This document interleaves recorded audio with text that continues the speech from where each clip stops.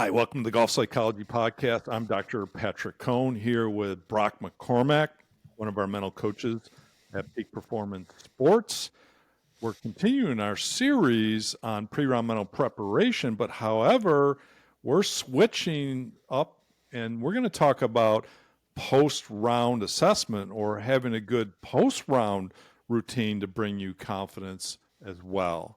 You're watching the Golf Psychology Podcast. So the first thing we want to talk about incorporating into your post-round routine is to celebrate your successes, is to review the things you did well out on the golf course that day, because as we know, it's very easy to quickly jump to the little things that you felt like you could have done better that day. So why is it important to review the good shots and the good moments out on the golf course? Yeah, absolutely. I think as humans, we tend to want to only focus on the negative and the stuff that didn't go well during the round.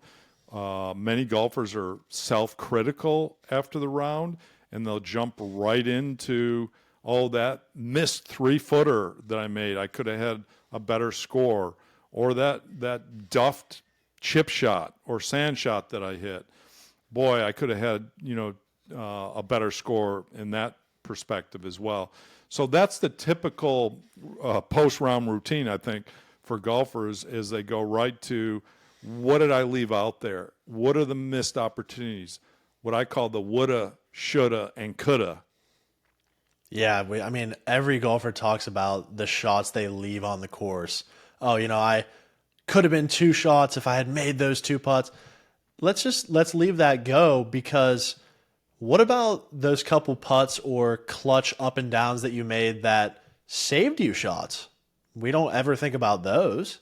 So take time to acknowledge your accomplishments as well, because that's going to help us build our confidence going into our next practice session and next round based on our strengths in our golf game.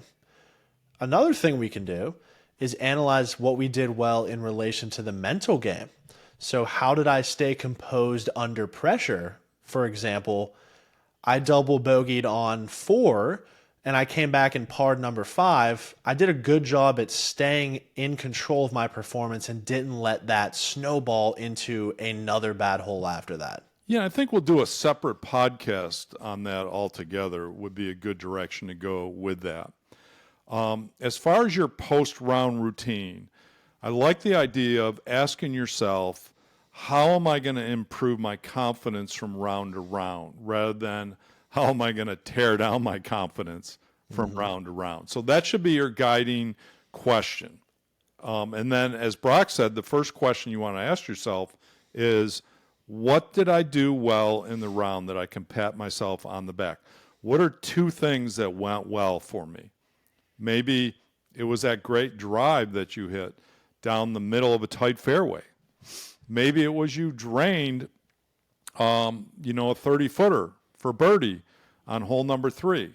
So focus on 2 things and ask yourself specifically, what are 2 things or 2 shots or 2 holes that I perform well on? For sure. So another good strategy we'll want to discuss related to a good post-round assessment comes from Bob Rotella, the famous golf psychologist. Came up with a couple questions that I wanted to mention here about breaking down your game post-round.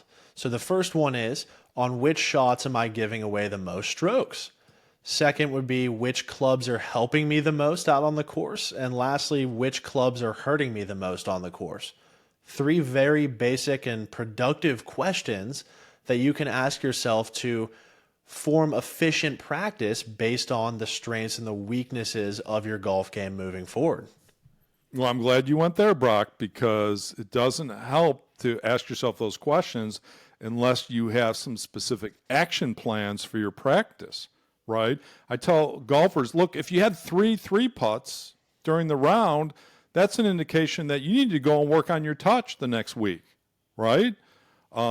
If you're flubbing your shots out of the sand and you're losing shots out of the sand, that's a good indication that you need to work on your sand play. So stats are good from that perspective, I think, is to modify what you need to focus on in your next week or two of practice. Using that to your advantage instead of using it to bring down your confidence is, oh, I'm such a bad putter now because I had 38 putts.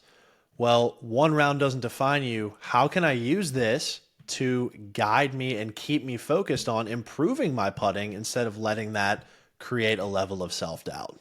Yeah, great point. There's a difference between saying I'm a terrible putter. I had 36 putts with 3 or 4 3 putts versus, okay, let's break this down. Why did I have 36 putts? Am I hitting my line? Is it my speed control, or is it my green reading? And what specifically do I need to improve in my next couple weeks of practice? Great tips, as always, Brock. Thanks for joining us on the Golf Psychology Podcast. For more information about mental coaching from Brock or myself, visit peaksports.com. And you can also jump over to Sports Psychology Golf for more tips and strategies for your mental game. Thanks for joining us.